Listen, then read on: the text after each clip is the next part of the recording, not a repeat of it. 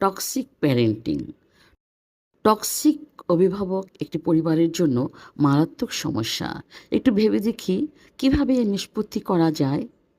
Number ১, আপনি সন্তানের দোষ সবসময় খুঁজে বেড়াবেন না। আগের ভুল করা কথাগুলো বারবার বলবেন না। নাম্বার ২, বিশেষ প্রয়োজনে সন্তানের কাছে থাকুন, মন খুলে কথা বলার সুযোগ দিন। নাম্বার ৩, বাবা মা আয় রোজগার করে সন্তানের জন্য। ছেলেমেয়েরা সেই পরিবারের সদস্য।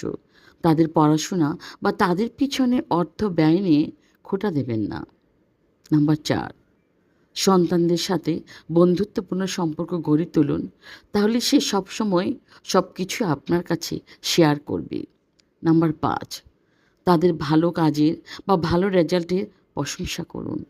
নাম্বার ৬, বাচ্চারা রেগে গেলে অপ্রয়োজনীয় কথা বললেও কঠোর প্রতিক্রিয়া জানাবেন না।